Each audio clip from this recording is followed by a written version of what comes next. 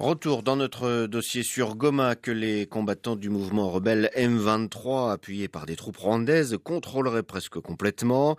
Difficile en effet de savoir ce qui se passe exactement dans la capitale du Nord Kivu, tant les communications sont difficiles. Les liaisons téléphoniques et Internet sont en effet coupées sur place.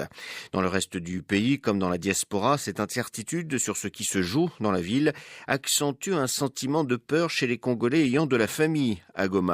Quel sort l'offensive a-t-elle réservé à leurs proches, la plupart terrés chez eux?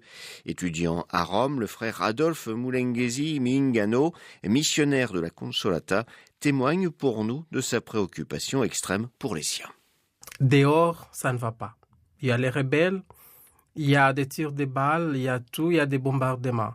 Alors, ils sont enfermés dans leur maison, ils n'ont pas de choix. Ils ne peuvent pas sortir parce que si vous sortez, pouvez vous heurter entre les mains de ces rebelles et puis on vous tue. Mais aussi rester dans la maison enfermés, ils peuvent aussi mourir de faim.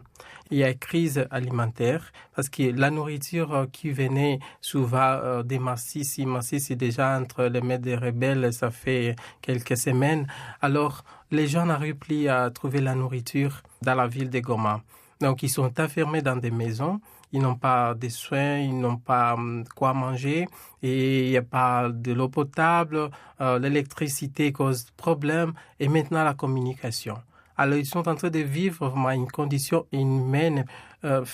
Les Congolais souffrent d'une manière insupportable. C'est pourquoi il faut une intervention vraiment rapide pour ce qui concerne aussi la liberté de notre population et du point de vue alimentaire parce qu'ils sont vraiment en pleine crise. Et ça s'inscrit dans un contexte de crise humanitaire durable. Elle n'affecte plus seulement les déplacés qui sont dans le camp surpeuplé qui se trouve à côté de Goma. On parle plus d'1 million de personnes.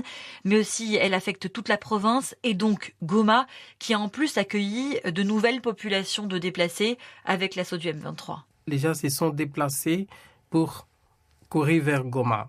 Goma n'est pas une très très grande ville qui peut accueillir tout le milieu ruraux, tout ça. Et donc, ça devient un surpeuplement. Et vous pouvez vous imaginer, en arrivant à Goma, c'était la même situation.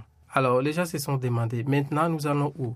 Si nous retournons en arrière, il y a le parc, il y a aussi les rebelles partout. À côté de nous, il y a le lac. De l'autre côté, c'est le Rwanda. Nous allons où précisément? Vous allez vous jeter au lac ou comment? Donc la situation n'est pas humaine. Ces gens se sont retrouvés vraiment dans un gouffre. L'urgence, c'est de venir en aide à cette population qui est en train de mourir, sans aide, sans espoir. Et aussi arrêter la guerre. Nous devons protéger notre patrie, nous devons protéger notre bien pour le bien du Congolais lui-même. Ça n'engage pas seulement les Congolais, ça engage tout le monde. Si la communauté internationale aussi intervenait, on peut finir ça. Mardi, notamment à Kinshasa, la capitale, on a vu des mouvements de colère contre des ambassades étrangères. Est-ce que vous comprenez ce sentiment de colère? Comme être humain, oui. Je ressens vraiment cette colère. Ça fait plus de 30 ans que la République démocratique du Congo, surtout l'Est de la RDC, est en guerre. Moi, je n'avais que 4 ans. Ça fait plus de 30 ans. Alors, vous pouvez vous imaginer, à mon âge maintenant, grandir dans une situation pareille.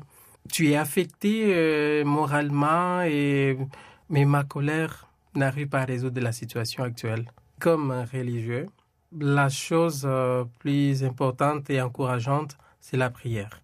Ça fait 3 jours que je ne suis pas en contact avec mes propres familiers qui sont à Goma et de l'autre côté.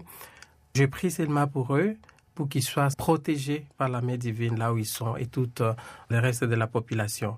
Alors, avec la prière, alors tu as une force intérieure qui te dit, il ne faut pas désespérer. La prière aussi nous donne cet élan un peu d'aller en avant.